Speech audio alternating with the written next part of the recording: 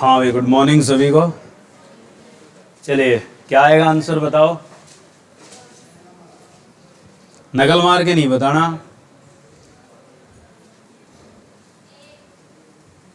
Copy खोल के नहीं रखनी। कौन बोले? ये किसने बोला? पीछे वाले। हाँ, तो पादप में क्या है? जाइलम और फ्लोएम लंबी दूरी तक क्या है? भोजन और जल का क्या करते हैं? परिसंचरण। उसको हम कहते क्या हैं? ट्रांसलोकेशन। हिंदी में क्या कहते हैं बताया था? स्थानांतरण। ये अपन ने पढ़ा था जब हम वाष्पोत्सर्जन पढ़ रहे थे, उसमें बताया था। आगे चलिए, नेक्स्ट बताइए। लास्ट वाले बताएंगे। पादप में सर्वाधिक वाष्पोत्सर्जन पादप के किस वायवीय भाग से होता है? हाँ सिंगे, पीछे क्यों बैठा है? दो उसके साथ आगे आ जाओ। बेंच खाली पड़े हैं, चार आगे है। डी। हाँ है कि पौधे का कौन सा ऐसा वायवीय भाग है जिससे वाष्पोत्सर्जन सर्वाधिक होता है? हाँ, क्या आएगा? वातरंध्र। हाँ हाँ, उधर बताओ लास्ट में। हाँ इधर। हाँ सिंगे, क्या आएगा? 5वीं क्लास का है।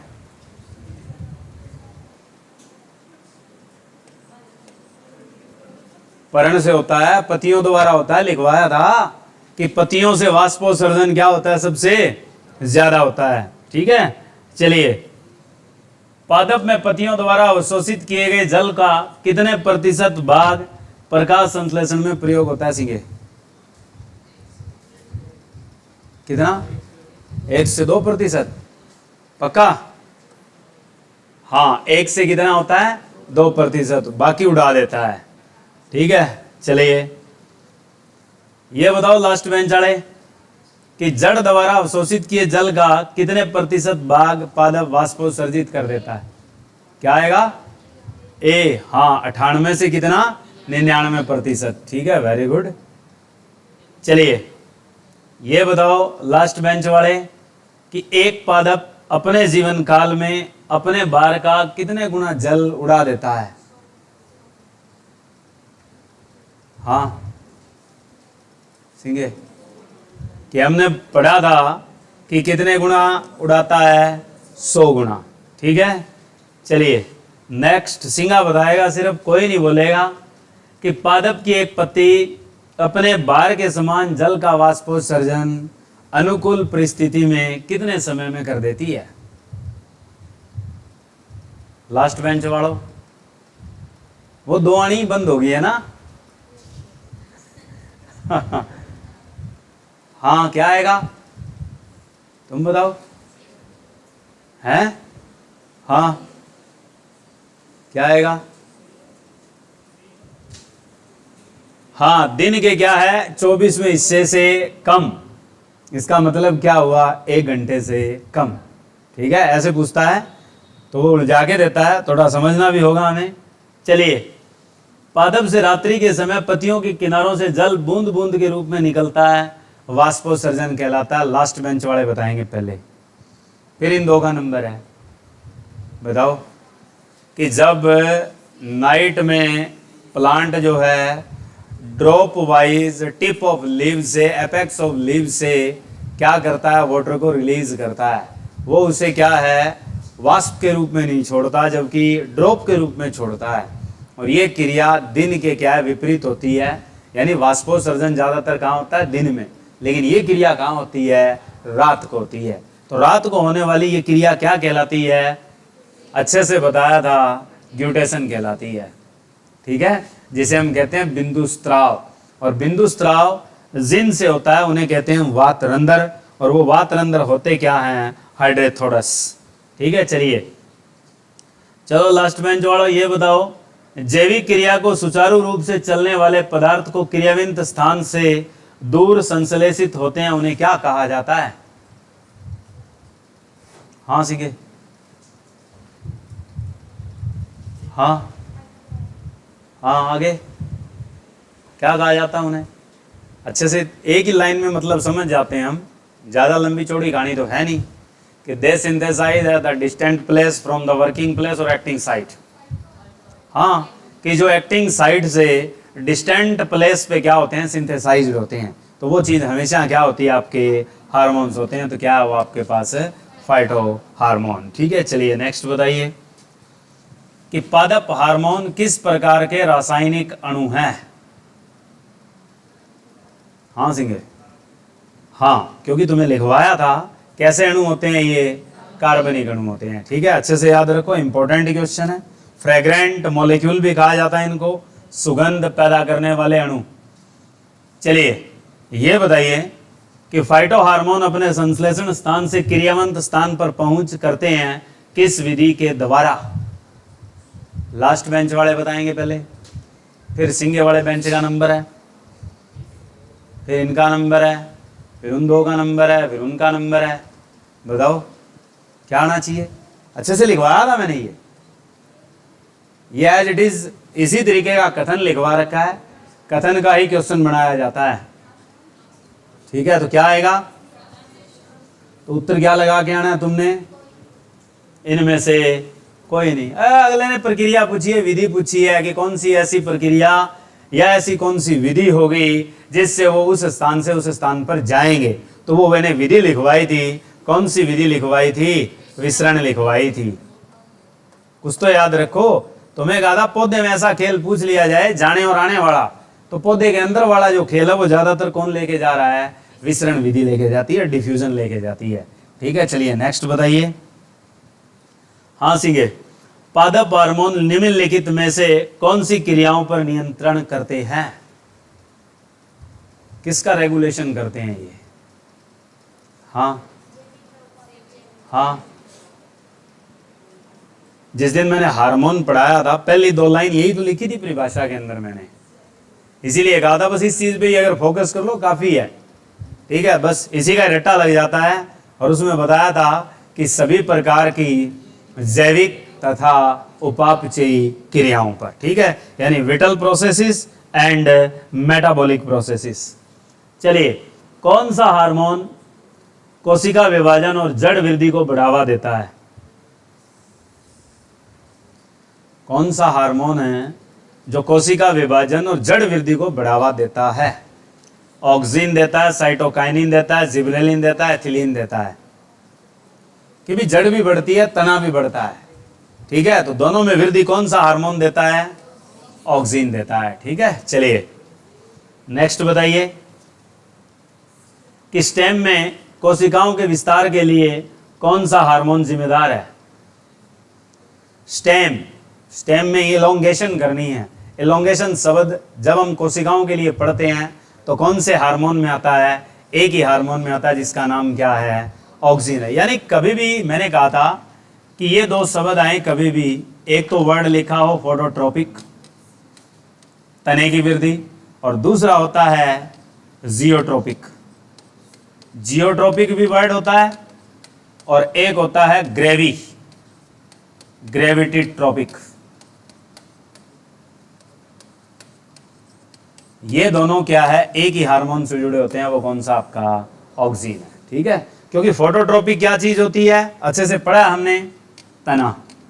जियोट्रोपिक क्या चीज होती है आपके पास? जड़, या हाइड्रोट्रोपिक वर्ड आ सकता है। ठीक है, चलिए नेक्स्ट। किस हार्मोन को तनाव हार्मोन कहा जाता है? लास्ट बेंच वाले बताएंगे, सिर्फ कोई नहीं बोलेगा। पहले लास्ट बेंच वालों को पूछ लूंगा मैं, नंबर आएगा। हाँ, कौन सा आएगा? हाँ तुम बताओ। हाँ, कौन सा हार्मोन होता है? एब्सिसिक एसिड होता है, जिसको हम क्या कहते हैं? Stress hormone. ठीक है, चलिए नेक्स्ट बताइए। लास्ट बेंच वाले ही बताएंगे, किसी को आवश्यकता नहीं है बताने की, और ये बहुत इंपॉर्टेंट है। फल खाने का सबका दिल करता है और ये चीज तुम्हें आनी चाहिए। और फल हम तभी खाते हैं जब वो अच्छे से पका हो। क्या आएगा? हाँ सिंगे, हाँ, कौन सा हार्मोन होता है? एथिलीन या इथाइलिन। ठीक है, चलिए नेक्स्ट बताओ कि कौन सा हार्मोन बीज अंकुरण को बढ़ावा देता है? सीखे,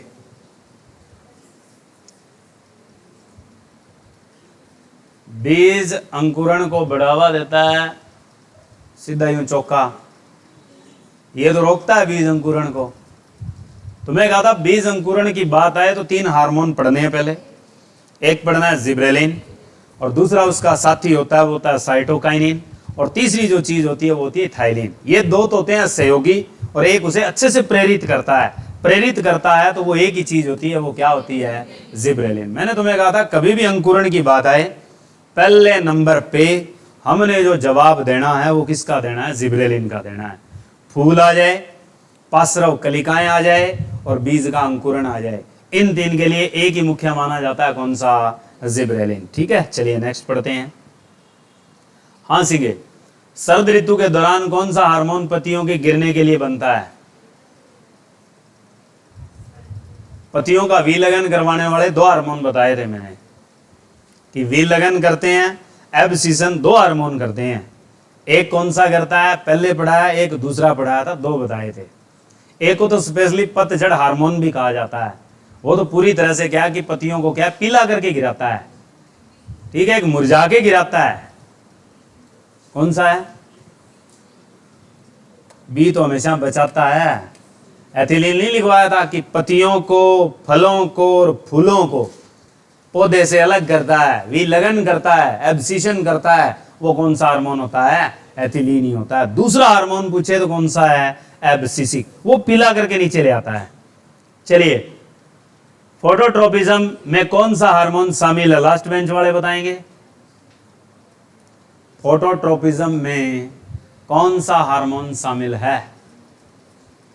ज्यादा दूर कदम भी नहीं चले, थोड़ी दूर पहले बता के आया था मैं, तुम बताओ क्या है? ऑक्सीजन। अभी तो बताया था कि आपके पास फोटोट्रोपिक वर्ड के लिए आए, फोटोट्रोपिज्म के लिए आए तो क्या लगाना है? ऑक्सीजन लगाना है। ठीक है, चलिए नेक्स्ट बताओ। लास्ट बेंच वाले सीधी स्टेटमेंट लिखवा रखी है कि रंध्र बंद होते हैं तो उसमें कौन सा हार्मोन मुख्य होता है? कल ही तो लिखवाया है, कौन सा लिखवाया था? Abscisic acid. ठीक है, एब्सिसिक एसिड। मैंने इसका पॉइंट भी दिया था कि रंध्र बंद हो जाते हैं तो वाष्पोत्सर्जन बंद हो जाता है, साथ में क्या बंद हो जाता है? प्रकाश संश्लेषण। इनकी दर घटा देता है, कब? जब रंध्र क्या हो जाएं? बंद हो जाएं। ठीक है, चलिए नेक्स्ट आ जाओ। कौन सा हार्मोन बीजों की वृद्धि को रोकता है और उनमें निष्क्रियता लाता है? यह भी तो लास्ट में लिखवाया था कि जो परसुप्ति को पैदा करता है, डोरमेंसी को क्रिएट करता है। तो डोरमेंसी को एक्टिव, डोरमेंसी को क्रिएट करना, या क्या है? प्रिवेंशन को रोकना। ठीक है, वो आपके पास कौन सा हार्मोन है जो बीजों को क्या प्रसुप्त करता है, सुलाता है? वो यही तो था, कौन सा? Abscisic acid. ठीक है, यानी अंकुरित होने से रोकने को कहते हैं। आगे बताओ, कौन सा हार्मोन बीज निर्माण के दौरान बड़ी मात्रा में उत्पन्न होता है और कोशिका विभाजन को बढ़ा देता है? जहां कहीं भी मैंने कहा था कोशिका विभाजन और कोशिका द्रव्य विभाजन जैसे शब्द लिखे हो स्पेशली अकेले, तो एक ही हार्मोन टैग करना है। कौन सा करना था तुम्हें? साइटोकाइनिन करना था। ठीक है, चलिए नेक्स्ट बताइए। शीर्षस्थ प्रभुताओं में कौन सा हार्मोन शामिल है? अब बताओ। हाँ सिंगे, शीर्षस्थ होता है एपिकल। एपिकल ग्रोथ के लिए जो जिम्मेवार हार्मोन है वो कौन सा है? कौन सा है? सिंपल है कि जो तने को ऊपर बढ़ाता है, प्रकाश की ओर लेके जाता है। अभी तो बताया है कि फोटोट्रोपिज्म वर्ड हो चाहे जियोट्रोपिज्म वर्ड हो, एक ही उत्तर है तुम्हारा, कौन सा? ऑक्सीजन। सोचना ही नहीं है, हमें पंडित से पूछने का काम नहीं है। ठीक है, चलिए नेक्स्ट बताइए। कौन सा हार्मोन पौधों में पुष्पन को बढ़ावा देता है? अभी बता के आया हूं कि मैंने कहा था कि जब कभी भी बीज के अंकुरण की बात हो, नंबर 2 फूल के खिलने की बात हो, और फुटवार बंद हो जाए और फुटार लानी हो, बड क्या है? क्रिएट करनी हो, तो उसमें एक ही हार्मोन जिम्मेवार होता है, और वो कौन सा होता है? जो नई चीज को जन्म देता है, और जन्म में ही उसकी बात होती है जिब्रेलिन। ठीक है, चलिए नेक्स्ट बताइए। कौन सा हार्मोन पार्श्व कलियों की वृद्धि को बढ़ावा देता है? आ गया उत्तर। फिर अभी बताया है कि बड अगर रुक जाती है उन्हें दोबारा एक्टिव कर देता है। कौन करता है? जिब्रेलिन। ठीक है, चलिए नेक्स्ट। और अगर पार्श्व कलियों को रोकने वाला पूछ लेता तो? अगर पार्श्व कलियों को रोकने की बात है, पार्श्व कलियों को, वो तो सारी कलियों को रोक देता है। जब पतझड़ ऋतु आती है, सारे पत्ते पीले हो गए गिर जाते हैं, तो पौधे में कलियां कहाँ होंगी फिर? है वो तो बसंत ऋतु में शुरू होती है, तो वो तो पूरी बंद करता है। लेकिन पार्श्व कलियां सिर्फ रोकता है और बढ़वार देता है। ठीक है, तब होता है ऑक्सीन। याद रखना कि पार्श्व कलियों को रोककर पौधे की लंबाई बढ़ाने का काम करने का जो जिम्मा है वो किसके पास होता है? ऑक्सीन। और अगर क्वेश्चन ये आ जाए लंबाई को घटाकर पार्श्व भाग को बढ़ाना हो तो कौन सा हार्मोन काम करता है? तने की मोटाई बढ़ाता है, तब याद रखना इथाइलिन, एथिलीन हार्मोन काम करता है। ठीक है, अब कौन सा आएगा आपके पास? पार्श्व कलियों की वृद्धि को बढ़ावा देता है। बढ़ावा कौन सा देता है? जिब्रेलिन देता है। रोकने का काम पूछे तो ऑक्सीन। ठीक है, चलिए नेक्स्ट बताओ। किस हार्मोन को युवा हार्मोन के रूप में जाना जाता है? Young hormone to be called as, यानी जो हमेशा क्या जवान रहता है। जवान होने का मतलब है कि वृद्धि करवाता रहता है। वृद्धि कब होगी? जब कोशिका विभाजन लगातार चलेगा। और कोशिका विभाजन ज्यादातर कौन सा हार्मोन करवाता है? साइटोकाइनिन करवाता है। कौन करवाता है? साइटोकाइनिन। ठीक है, चलिए नेक्स्ट बताइए। सीधा ये क्वेश्चन आया हुआ है सीजीएल में और एज इट इज हमने लिख रखा है। और अभी थोड़ी देर पहले बताया भी था कि पत्ती को, फूल को, फल को, इन तीनों को क्या करता है? हटाने का काम, विलयन करने का काम, झड़ने का काम। ये जिम्मेदारी कौन से हार्मोन की है? थोड़ी देर पहले बता के आए हैं। कौन सा हार्मोन है आपका? एथिलीन। ठीक है, आगे ये बताओ, कुछ पौधों में फूल लाने के लिए किस हार्मोन का उपयोग किया जाता है? सिंगे। खेती में छिड़कते हैं हम, खास तौर पे जब फूल वाली फसल हो जिसमें फल लगते हो, उनमें यह हार्मोन खास तौर पे छिड़का जाता है। और जब हमें अच्छी पैदा लेनी हो और जब फूल आ गए हों या फूल कम आ रहे हों, तो उस टाइम क्या ये चीज़ जरूर छिड़की जाती है ताकि फल में वृद्धि हो, दूसरा फूल और ज़्यादा आए, कलियां ज़्यादा खिले, यानी फुटार ज़्यादा हो, पौधा क्या बड़ा हो, वृद्धि अच्छी हो। तो कौन सा हार्मोन छिड़कते हैं खेतों में? एक ही हार्मोन छिड़कते हैं जिसका नाम प्योरली क्या है? जिब्रेलिन है। ठीक है, आगे जिब्रेलिन सबसे ज़्यादा छिड़का जाता है खेतों में। ठीक है, आगे कौन सा हार्मोन फलों की वृद्धि को बढ़ावा देता है? फल फुलाने की बात है तब अलग है, सिंपल फलों की वृद्धि की बात है अभी बताया। कौन सा हार्मोन छिड़कते हैं हम? जिब्रेलिन। अनानास जैसे फल को फुलाना हो तो किसको छिड़केंगे आप? फिर छिड़केंगे नहीं, वो प्राकृतिक होगा। और वो मैंने कल ही लिखवाया था कि फल अपने आप प्राकृतिक रूप से फूलते हैं। ठीक है, जैसे अनानास का फल है तो वो किससे फूलते हैं? एथिलीन से फूलते हैं, याद रखना। ये बताओ कौन सा हार्मोन बीज प्रसुप्ति के नियमन में शामिल है? थोड़ी देर पहले तो पढ़ के आए हैं। हाँ, अब बताओ। प्रसुप्ति को प्रेरित करते हैं, डोरमेंसी को एक्टिव करते हैं। और मैंने डोरमेंसी भी दो तरह की बताई थी। कौन कौन सी थी? एक्सो और एंडो। ठीक है, यानी अंतर्जात और बहिर्जात। किससे होती है? एब्सिसिक एसिड से। ठीक है, चलिए नेक्स्ट बताइए। हाँ सिंगे, ये नहीं बताऊंगा मैं, आना चाहिए तुम्हें। क्या लिख रखा है? ग्रेविट्रोपिज्म। सिंपल। फोटोट्रोपिज्म आए, ग्रेविट्रोपिज्म आए, जियोट्रोपिज्म आए, हाइड्रोट्रोपिज्म आए, उत्तर क्या है तुम्हारा? ऑक्सीन है। ठीक है, आगे चलिए नेक्स्ट बताइए। पौधों में घाव भरने का कौन सा हार्मोन शामिल है? पहले तो हमने लिखा था ऑक्सीन से अलग, लेकिन अब इसमें क्वेश्चन पूछा गया है कि ऐसा कौन सा हार्मोन है जो पौधे का घाव भर सकता है। एक तो हमने लिखा था ट्रेलमेटिन, वो किसी के अलावा था, लेकिन अगर उसका उत्तर नहीं है तो उसके जवाब में हम किसको लिखेंगे? कल बताया था मैंने कि ये किसी के अलावा है जो स्रावित होते हैं। और ये हार्मोन खास तौर पर जब कभी भी काम करेंगे तो किसकी जगह काम करेंगे? ऑक्सीन की जगह। तो यानी घाव भरने वाला अगर ऑक्सीन नहीं है तो उत्तर क्या होगा? ट्रेलमेटिन, जो कल मैंने लिखवाया है। अगर ट्रेलमेटिन नहीं है और साथ में क्या दे रखा है तुम्हें? ऑक्सीन, तो उत्तर क्या लगा के आना है? ऑक्सीन। ठीक है, चलिए नेक्स्ट बताइए। पार्श्व कली वृद्धि के अवरोध के लिए कौन सा हार्मोन जिम्मेदार है? थोड़ी देर पहले ही बताया है। हाँ, लिख रखे आगे फिर, ठीक है। अभी बताया है कि पार्श्व कलियों को बढ़ाता है तो उत्तर है जिब्रेलिन, पार्श्व कलियों को रोकता है तो उत्तर क्या है तुम्हारे पास? एक्सिन। और बढ़ाता किसको है? ये तने को। ठीक है, चलिए नेक्स्ट बताइए। फलों को पकने में देरी करने के लिए किस हार्मोन का उपयोग किया जाता है?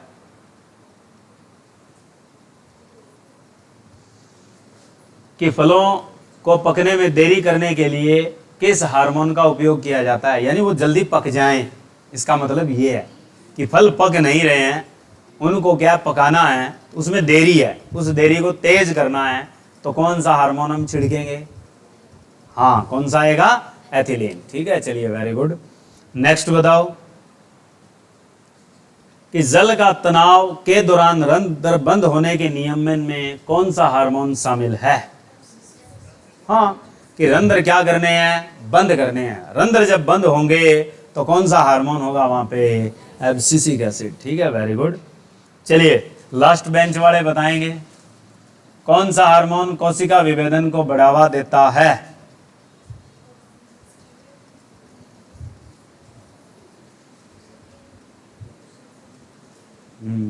तुम बताओ, और तुम बताओ, तुम बताओ, दोनों बताओ।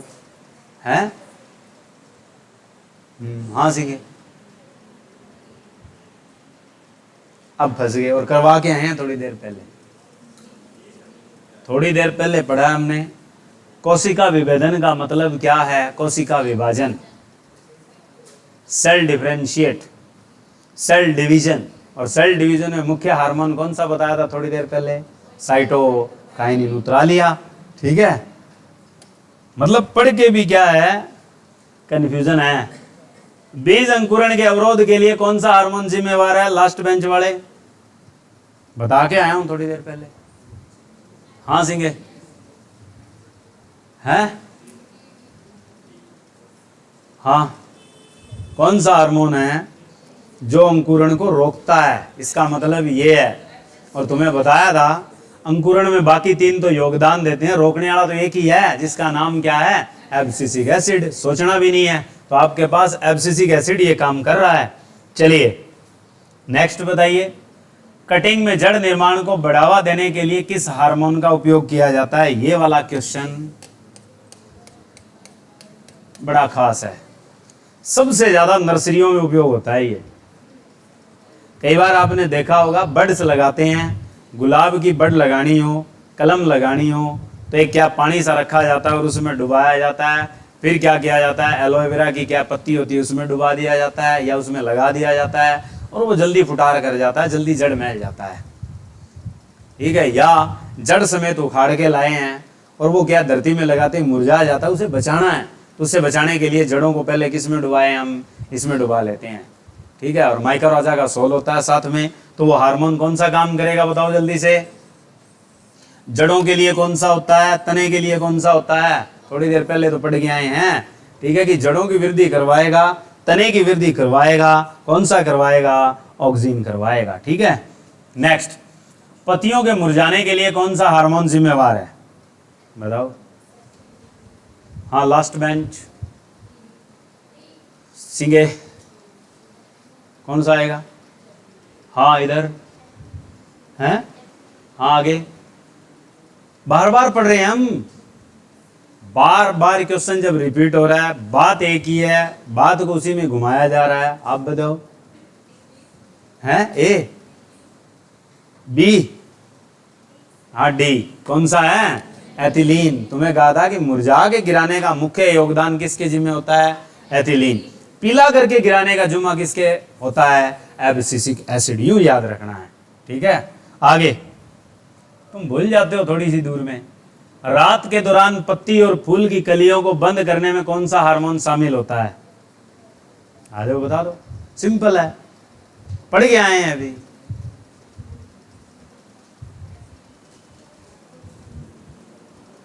भाई सीधी सी बात है, यहां पे क्या लिखा है कि रात के दौरान पत्ती और फूल कि कलियों को क्या करना है, बंद करना है। तो कलियों को बंद करना, पत्तियों को बंद करना, मतलब रंध्रों का भी खेल है यहाँ। रंध्रों को बंद करने का काम किसके जिम्मे होता है? ठीक है, किसके जिम्मे होगा यहाँ पे? वैसे तो एक के जिम्मे है। कौन सा हार्मोन काम कर रहा है उसमें? एफसीसी, वो परमानेंट करता है। लेकिन उसके अलावा भी एक है जो क्या है, ये काम थोड़ी देर के लिए कर सकता है, ठीक है, और वो पत्तियों को क्या कर सकता है, फिर दोबारा एक्टिव कर देगा दूसरे दिन। ठीक है, ये क्या करता है, तने में वृद्धि करता है। जब ये कलियों की क्रिया को रोकता है तो उस भोजन की मात्रा को पहले किसके देने की कोशिश कर रहा है रात्रि के समय? तने को। तो तने की मोटाई बढ़ती है। तने की जब मोटाई बढ़ती है तो एक ही हार्मोन काम करता है, कौन सा? एथिलीन करता है। ठीक है, चलिए, तो ऑक्सिन, जिब्रेलिन, यूं थोड़ी है। ठीक है, आगे कौन सा हार्मोन संवहनी उत्तक के विभेदन को बढ़ावा देता है? बताइए। संवहनी उत्तक।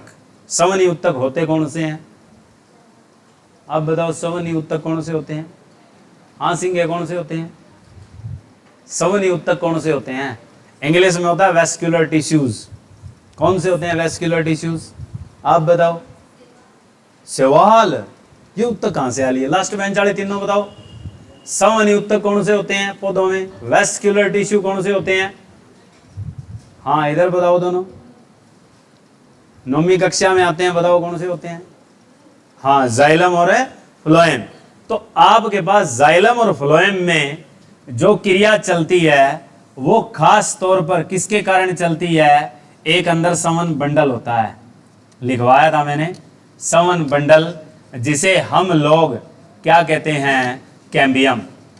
और कैम्बियम में लगातार विभाजन चलता रहता है और वृद्धि होती रहती है। जब बात आती है इस वृद्धि की तो वो किससे जुड़ा हुआ है? विभेदन। और विभेदन का मतलब होता है कोशिका विभाजन, और कोशिका विभाजन के लिए की जिम्मेवार होता है कौन सा? ठीक है, चलिए नेक्स्ट बताइए। कौन सा हार्मोन जड़ के रोमों की वृद्धि को बढ़ावा देता है? ये तो आना चाहिए। जड़ और तना एक ही है, विचार ही नहीं करना हमने। क्या आएगा उत्तर? क्या आएगा? ऑक्सिन। ठीक है, हाँ आगे बताओ। फाइटोट्रॉन का उपकरण किसके द्वारा? उपकरण है जिसके द्वारा हम क्या पहचान करते हैं कि फाइटोट्रॉन एक ऐसा उपकरण है जिसके द्वारा हम करते हैं, क्या करते हैं? इलेक्ट्रॉन पर बमबारी की जाती है, प्रोटॉन मुक्त होते हैं। तीसरा, पौधों को नियंत्रित वातावरण में उगाया जाता है, या पौधों में उत्परिवर्तन उत्पन्न होते हैं। क्या आएगा?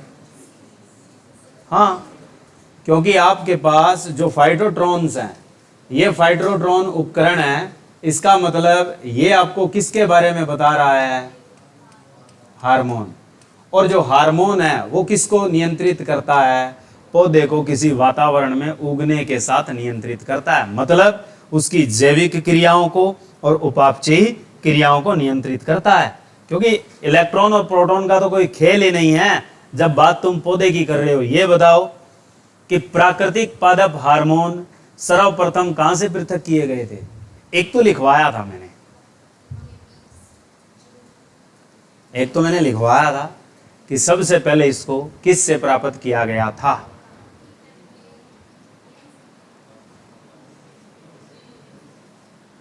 क्या आएगा? जिब्रेलिन एसिड के टाइम लिखवाया था मैंने, क्योंकि जिब्रेलिक एसिड साइटोकाइनिन से बहुत पहले आया है। जिब्रेलिन का सबसे पहले यूज होने लगा है। तो जिब्रेलिक एसिड को किससे निकाला गया था? मैंने अच्छे से लिखवाया था, कवक। ठीक है, तो हमारे पास जिब्रेलिक एसिड वाले पॉइंट याद रखना है कि आपके पास मानव मूत्र,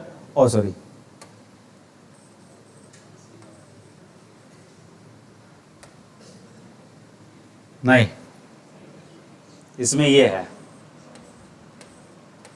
कवक। ये याद रखना है कि मानव मूत्र, और किससे याद रखना है?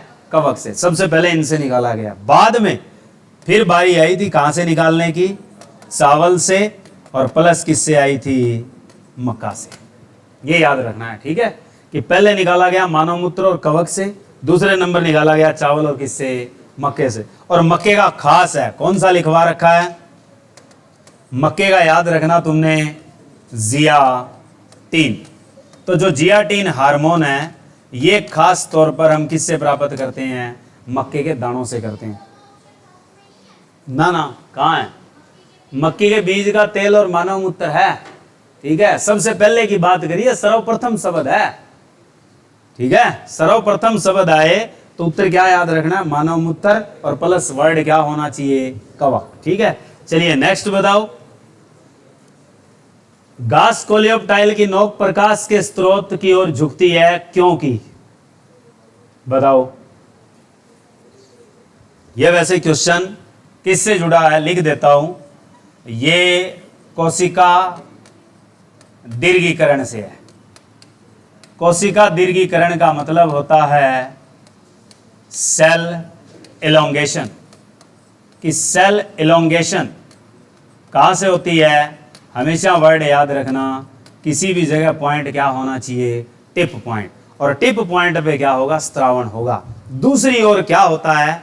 उस चीज की कमी होती है। तो जिस साइड एलोंगेशन होती है उसी साइड झुकाव होता है। तो प्रकाश का झुकाव जब चल रहा है तो ऑक्सीजन से होता है। ऑक्सीजन से ही कौन सी क्रिया होती है? Cell elongation. और होती कहां से है? टिप। तो किससे होती है? टिप से, कुछ स्त्रावण के कारण। और तो स्त्रावण किसका चल रहा है अपने पास? ऑक्सीजन का चल रहा है। ठीक है, चलिए नेक्स्ट बताइए। निम्नलिखित में किस प्रकार हार्मोन एंजाइम से भिन्न होते हैं?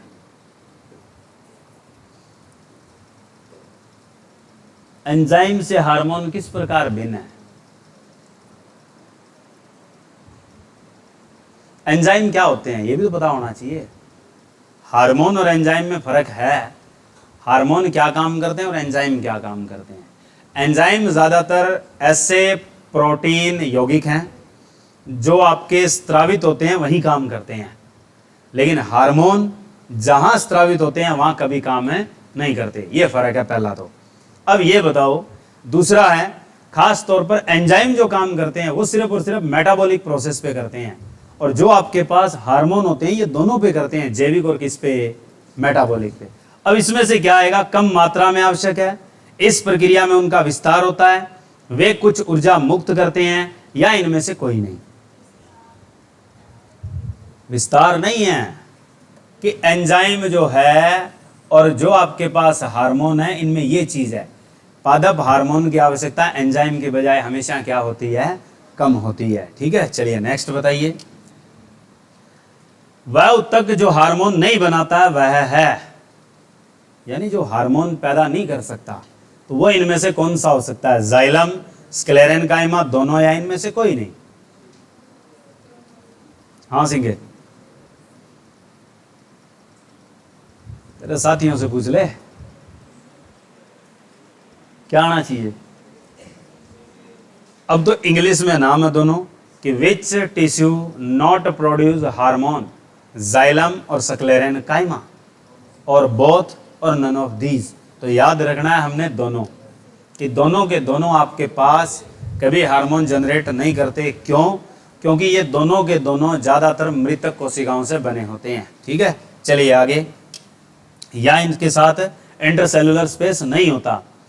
आगे है क्लाइमेट्रिक क्या है? कल ही लिखवाया है अगर याद हो तो।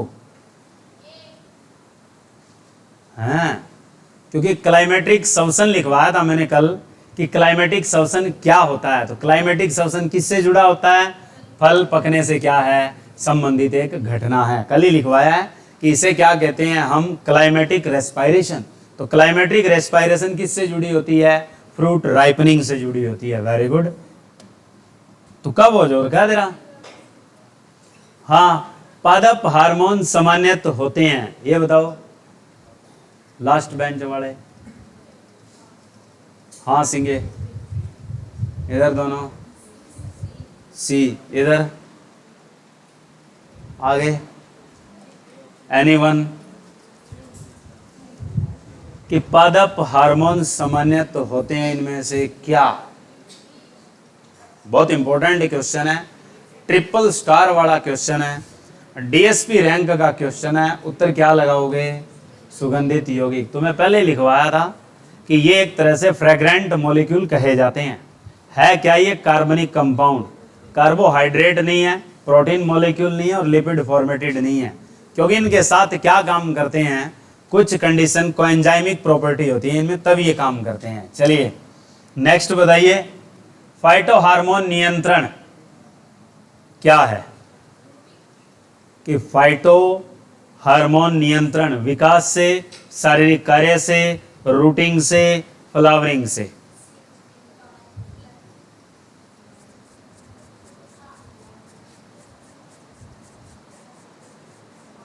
पूरा पंजा दिखा रहे हो, 5 तो है नहीं। अच्छा 4, हाँ सिंगे क्या जवाब होना चाहिए?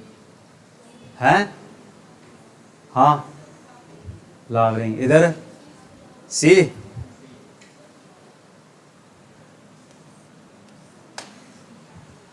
क्योंकि तुम क्वेश्चन को सही से नहीं पढ़ रहे। क्वेश्चन क्या लिखा है अगले ने वो पढ़ के देखो, क्या कोई स्पेसिफिक हार्मोन के बारे में लिखा है? नहीं। तो पूरे के पूरे पादप को नियंत्रित कर रहा है, वो पूरे के पूरे शरीर को क्या कर रहा है? नियंत्रित कर रहा है, पूरे शरीर पे काम कर रहा है। कौन है? सारे के सारे हार्मोन। इसने क्वेश्चन लिखा है फाइटो हार्मोन नियंत्रित करते हैं, तो अकेला रूटिंग को भी तो करता, तो वो रूटिंग को भी है, उसकी ग्रोथ को भी करता है, किसको करता है? फ्लावरिंग को भी करता है। वैसे तो तीनों ही ऑप्शन होने चाहिए, लेकिन इसमें जो सफिशिएंट है वो कौन सा आपके पास?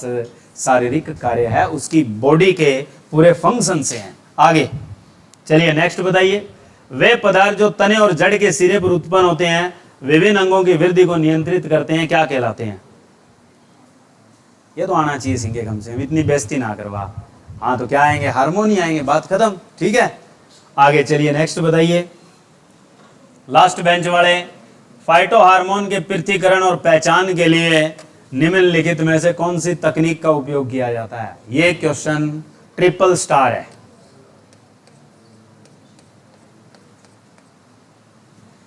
कि फाइटो हार्मोन को हम तोड़ने नहीं देंगे, सिर्फ उन्हें अलग करेंगे।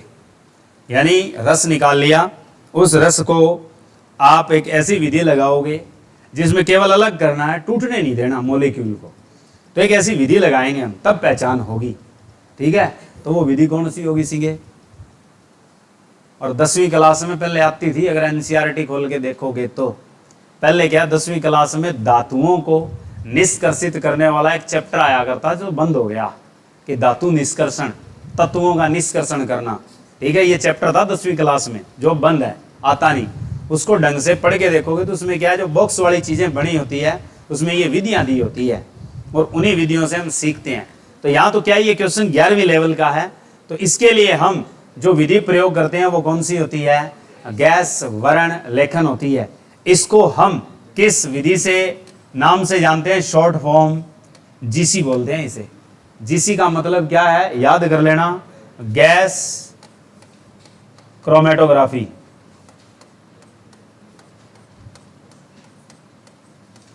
गैस क्रोमेटोग्राफी क्या होती है? हाँ पीटी से याद है थोड़ी बहुत। गैस क्रोमेटोग्राफी क्या होती है? क्रोमेटोग्राफी क्या होती है? वर्ण लेखन क्या होता है? वर्ण लेखन में रंग के आधार पर, याद रखना, क्रोमेटोग्राफी होती है, वर्ण लेखन बोलते हैं, रंग के आधार पर निष्कर्षण किया जाता है। रंग के आधार पर निष्कर्षण, निष्कर्षण का मतलब होता है उन्हें अलग किया जाता है, एक्सट्रैक्शन की जाती है। तो on the basis of colour, एक ट्यूब होती है। गैस का मतलब है वेपोराइज करके, तो हम एक ऐसी विधि लगाएंगे जिसे उसे गर्म करके हम उन्हें क्या करेंगे? वेपोराइज। और करेंगे गर्म कितना कि उस पर वो क्या विखंडित ना हो। तो इसलिए वो विधि कौन सी होती है? Gas chromatography. तो यही विधि लगाई जाती है किसकी पहचान के लिए? हार्मोन के लिए। ठीक है, नेक्स्ट बताओ, कुछ रासायनिक पदार्थ जिनका विकास पर गहरा प्रभाव पड़ता है उन्हें क्या कहते हैं? लास्ट बेंच वाले, विकास पर गहरा प्रभाव पड़ता है, जरूर थी ना है। ठीक है, कि बात कर रहे हैं हम क्या है कि उत्प्रेरक एजेंट है वो फाइटो हार्मोन, एंजाइम या क्या हो सकते हैं? खाद। लेकिन विकास पे जो भी बात आएगी वो सिर्फ क्या होते हैं? हार्मोन होते हैं। और पौधे की बात चल रही है तो कौन से हार्मोन होंगे? फाइटो। ठीक है, चलिए नेक्स्ट बताइए, निम्नलिखित में से कौन सा मेरिस्टेमेटिक पौधे की प्राथमिक वृद्धि के लिए जिम्मेवार है? कौन सा मेरिस्टेम, मेरिस्टेमेटिक टिश्यू है, मेरिस्टेम है, जो पौधे की प्राथमिक वृद्धि के लिए जिम्मेदार है? ये क्वेश्चन तो आपने पढ़ रखे हैं कि प्राथमिक मेरिस्टेम किसे कहा जाता है? कि प्राइमरी मेरिस्टेमेटिक टिश्यू हम किसे कहते हैं? 9वीं कक्षा के क्वेश्चन ही आने चाहिए हमें। प्राइमरी मेरिस्टेमेटिक क्या होता है? जिसे हम एपिकल मेरिस्टेम कहते हैं। एपिकल का मतलब होता है शीर्षस्थ। क्या होता है? शीर्षस्थ। यानी हमारे पास क्या है? सीरस विब ज्योतिक है। दूसरा पढ़ के बताओ, जर्रावस्था को रोकने वाला पादप हार्मोन कौन सा होता है? भाई बताया था कि जर्रावस्था को रोकने वाला पादप हार्मोन कौन सा होता है? एजिंग। एजिंग का मतलब क्या होता है? तू बता सिंगे, जर्रावस्था होती क्या है? लिखवाया था मैंने, बताया भी था। हाँ तुम दोनों बताओ, यहां बैठे थे, लिखवाया है। क्या होती है जर्रावस्था? इधर बताओ। हैं? यंग नहीं, वो जीर्णता होती है, उसे जीर्णता बोलते हैं, उसे कहते हैं सेनेसेंस। वो जीर्णता होती है जिसे बुढ़ापा ना आए, ठीक है, जो बुढ़ापे को रोकती है, ठीक है, वो अलग हार्मोन का काम है। ये कहता है जर्रावस्था। जर्रावस्था का मतलब होता है एजिंग। एजिंग एक ही चीज के लिए लगती है, सिर्फ फ्रूट के लिए। फ्रूट का मतलब होता है कि वो फ्रूट यानी वो फल ज्यादा समय तक पौधे पर लगा रहे। उसके लिए मैंने एग्जाम्पल लिखवाए थे 2 खास। एक तो हम जिसकी शिकंजी करते हैं, नींबू, और दूसरा क्या है, हम बर्फीले इलाके का खाते हैं, सेब। ठीक है, ये 2 किस चीज से बचे रहते हैं? इस जर्रावस्था से। और जर्रावस्था का काम मैंने कहा था जैसे ही होगा जिबरेलिन। ठीक है, आगे बताइए शाबाश। नेक्स्ट बताओ। हाँ, लास्ट बेंच वाले बताएंगे, कोई नहीं बोलेगा। ऑक्सिन हार्मोन का प्राकृतिक संश्लेषित यौगिक है। अच्छे से लिखवाए थे मैंने, और मैंने कहा था ऑक्सिन के जो ये यौगिक हैं एग्जाम के लिए बहुत उपयोगी हैं। नकल नहीं मारनी, आप बताओ दोनों। सी, वेरी गुड। हाँ इधर है सी भी। 2 कैसे हो सकते हैं? सभी। हाँ उधर बताओ, कोने में जो बैठी है सी। तुम तीनों बताओ। है? हाँ तू बता। डी। मतलब सभी लिख रखा है तो सभी होना चाहिए। पहले क्वेश्चन पढ़ना है। क्वेश्चन में अगले ने क्या दे रखा है? ठीक है, क्वेश्चन में अगले ने वर्डिंग दी है कि नेचुरली, और नेचुरली एक ही होता है, कौन सा? इंडोल एसिटिक एसिड लिखवाया था कि जो इंडोल एसिटिक एसिड है ये आपके पास कैसा होता है? IAA। ये कैसी चीज है? इसके लिए प्राकृतिक। बाकी दोनों ही कैसी है? रासायनिक, बनाई जाती है। ठीक है, चलिए नेक्स्ट बताओ लास्ट बेंच वाले। ऑक्सिन हार्मोन में IAA का पूरा नाम क्या है? हाँ ये तो भी आया है, इंडोल एसिटिक एसिड। ठीक है, चलिए नेक्स्ट बताइए। हाँ लास्ट बेंच वाले बताओ, 2,4-D का पूरा नाम क्या है? हाँ हाँ सिंगे, हाँ बताओ। पहला, यानी पहला ही है हमारे पास 2,4-डाइक्लोरोफिनॉक्सी एसिटिक एसिड। ठीक है, वेरी गुड। चलिए नेक्स्ट बताओ। ऐसा हर्बिसाइड जो चौड़ी पत्ती के खरपतवार के लिए प्रयुक्त किया जाता है, लास्ट बेंच वाले। हाँ कि 2,4-डाइक्लोरोफिनॉक्सी एसिटिक एसिड, यानी कौन सा हुआ? 2,4-D। चलिए, गन्ना, मक्का तथा गेहूं की फसलों में कौन सा हार्मोन प्राकृतिक रूप से खरपतवार नाशी होता है? बताओ लास्ट बेंच वाले। ये भी तो लिखवाया था मैंने, और मैंने कहा था इन्हीं फसलों को गिरने से बचाता है, वही कौन सा है? इधर बताओ, इधर। हाँ, और मैंने कहा था ये क्वेश्चन एग्जाम की अगर किताब उठा के देखोगे, जो पिछले सालों के क्वेश्चन देखोगे, PYQ देखोगे तो बहुत ज़्यादा मिलेगा। ठीक है, और ये क्वेश्चन बड़ा खास है, और ये क्वेश्चन तभी खास है, ये पौधे को किस ओर लेके जाता है? सूर्य के प्रकाश की ओर, ऑक्सिन हार्मोन। ठीक है, मैंने कहा था कि गन्ना, मक्का और गेहूं की फसलें खरपतवार अपने आप खत्म कर सकती है। कि कभी गन्ने की फसल देखना, शुरू में उसमें क्या होता है? खरपतवार होता है, लेकिन जैसे वो बढ़वार कर जाती है खरपतवार खत्म हो जाते हैं अपने आप। ठीक है, ऐसे ही मक्का होता है, ऐसे ही गेहूं है, गेहूं में क्या है कि जो चौड़ी पत्ती वाले होते हैं उनको मारने के लिए हम किसका प्रयोग करते हैं, ज्यादा हो जाए तो 2,4-D। बाकी क्या है, उससे रिलेटिव घास हो सकता है, बाकी किसी खरपतवार को नहीं होने देता गेहूं। तो उसमें काम कौन करती है, ऑक्सिन। ठीक है, ये लो आज के लिए इतना ही।